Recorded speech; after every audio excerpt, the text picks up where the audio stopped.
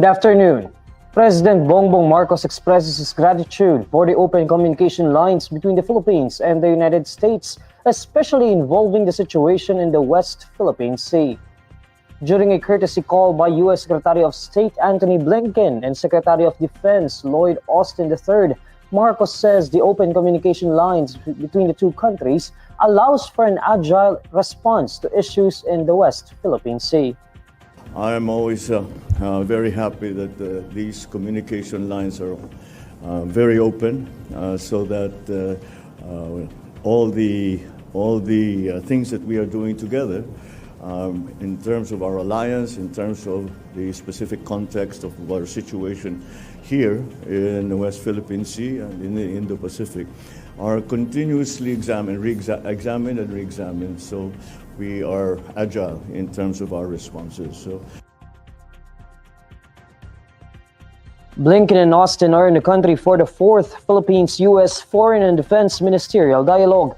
For his part, Blinken describes the dialogue as historic, as it is the first time that the Philippines will be hosting its ministerial meeting with the U.S. I think today is genuinely historic. This is the first time that the Philippines has hosted our 2+2. It's, I think, really evidence of a steady drumbeat of very high-level engagements between our countries that are covering the full range of issues and opportunities that bring us together, not only security, but also economic, and we're truly grateful for this partnership. Meanwhile, Austin highlights the Philippines-U.S. relationship, saying the two countries are more than allies. We're more than allies, we're family. And it always feels that way when I'm working with our colleagues.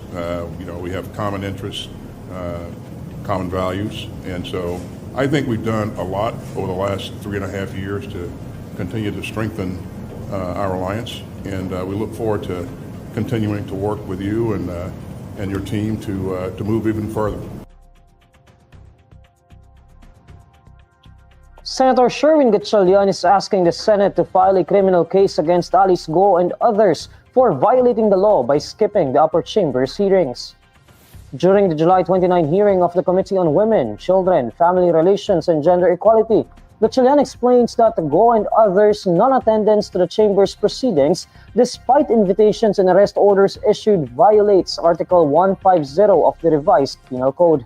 According to the Senator, Article 150 of the Revised Penal Code pertains to disobedience to summons issued by Congress. Muli, wala dito si Alice Guo. Alam ng buong Pilipinas na mayroong arrest order siya na linabas ng Senado pero hindi pa rin siya nagpapakita dito.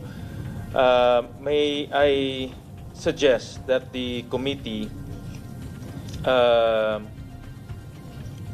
recommends to the Senate as a body to file a case against her, violating Article 150 of the Revised Penal Code. Panel head Senator Risa Ontiveros welcomes Gatchalian's suggestion, signifying her willingness to join her fellow lawmaker in that course of action. She likewise notes that the panel will invite their other colleagues to discuss the matter further.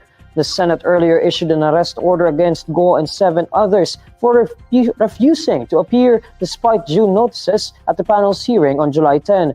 The Committee on Women, Children, Family Relations, and Gender Equality previously bared Go's alleged ties to illegal pogo firm Zuniwan Technology Incorporated in Bamban, Tarlac. The embattled mayor has repeatedly denied such allegations. She has also cited being physically and mentally drained as a reason for her non-attendance in hearings. The Philippine Coast Guard says fishing in areas affected by the oil spill in Manila Bay is not advisable. In a radio interview, PCG spokesperson Rear Admiral Armand Balilo says they are hesitant to allow fishing in affected areas because of the oil's possible harmful effects on the health of fishermen and consumers. Balilo also said the PCG auxiliary will provide food packs to affected fisherfolk.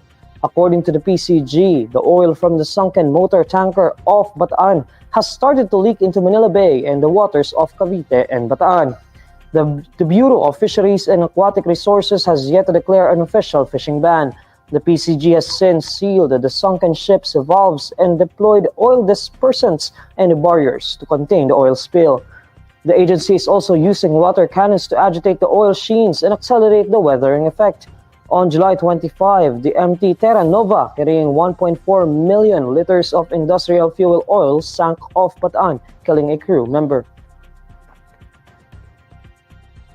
These are the stories you need to know today. I'm Neil Mercado. Follow INQUIRER.net on Facebook, X, YouTube, TikTok, Instagram, and Reddit. For more stories, visit INQUIRER.net. Good afternoon.